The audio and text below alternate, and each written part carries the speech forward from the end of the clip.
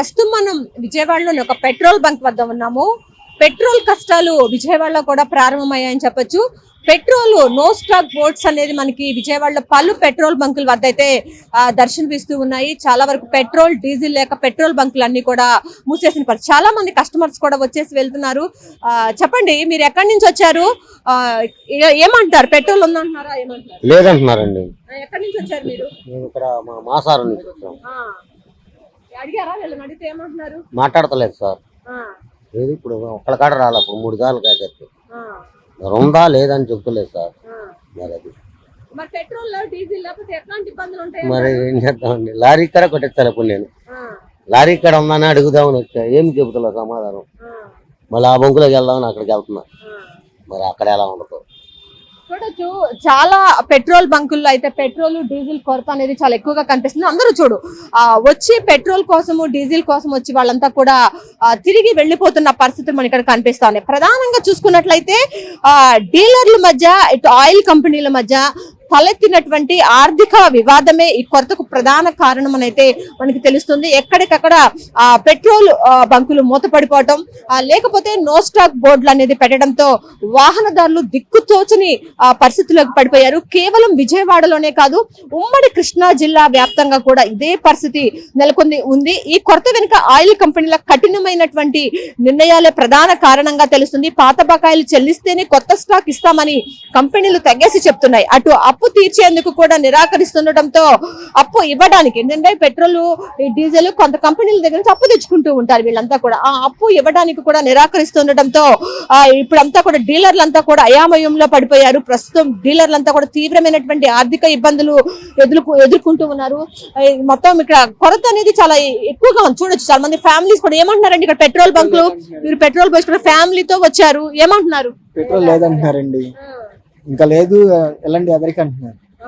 చాలా మంది ఫ్యామిలీస్ కూడా చాలా ఇబ్బందులు పడుతూ ఉన్నారు. వాళ్ళంతా కూడా ఒక ప్రాంతం నుంచి ఒక ప్రాంతానికి వెళ్ళడానికి వస్తున్నారు. ఇది చాలా సెంటర్ లో ఉంటది. ఇక్కడ ఇక్కడ మరొక వ్యక్తి కూడా ఉన్నారు. చెప్పండి, పెట్రోల్ లేకపోతే డీజిల్ లేకపోతే ఎలాంటి ఇబ్బందులు? ఇప్పుడు టవర్ లో కూడా లేదండి. ఎయిర్టెల్ టవర్ లో చేస్తాం మేము. ఇప్పుడు ఆ టవర్ లో పోయాలి ఆయిల్. వాళ్ళు ఎన్ని బొంకులు తిరిగినా కానీ ఆయిల్ చుక్క దొరుకుతుందా. ఈ టవర్ లో ఆగిపోయినాయి అనుకోండి, సిగ్నల్లో మొత్తం కట్ అయిపోతాయి. అది ఇప్పుడు మా సూపర్వైజర్లో మమ్మల్ని కడుతున్నారు. ఆయిల్ లేదు, మేము ఏం చేయం. ఆగిపోండి టిన్లు, ఆగిపోండి ఆటోలో టిన్లు వేసుకొచ్చి నుంచున్నాం. కనీసం 20 బొంకులు తిరిగాయి. 20 బొంకుల్లో కూడా కొడతల్లా లేదంటున్నారు.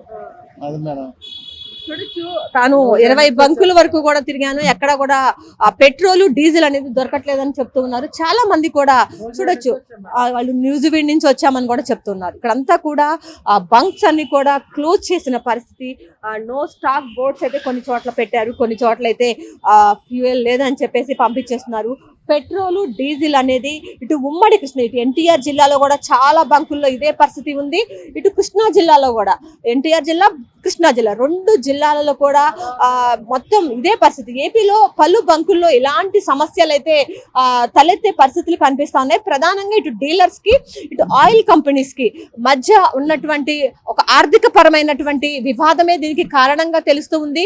ప్రస్తుతం అయితే డీలర్స్ అందరూ కూడా ఆర్థిక పరమైనటువంటి ఇబ్బందులు ఉన్నారు. బకాయిలు చెల్లిస్తేనే మేము మీకు ఆయిల్ ఇస్తామని చెప్పి కంపెనీలు చెప్పిన నేపథ్యంలో ఎక్కడికక్కడ విజయవాడలోను, ఇటు కృష్ణా జిల్లా, ఏపీలో పలు పెట్రోల్ బంకుల్లో అయితే నో స్టాక్ బోర్డ్స్ లేకపోతే బంక్స్ మూసేసిన పరిస్థితి అయితే మనకు కనిపిస్తుంది. చాలా మంది, ఇది విజయవాడలో మన సెంటర్ లో గవర్నమెంట్ హాస్పిటల్ కి దగ్గరలో ఉండేటటువంటి పెట్రోల్ బంక్. నిత్యం కూడా వందలాది మంది, వేలాది మంది ఇక్కడ పెట్రోల్ కొట్టించుకోవడానికి వస్తూ ఉంటారు. మనం ఇక్కడ 5 మినిట్స్ ఉన్నాం.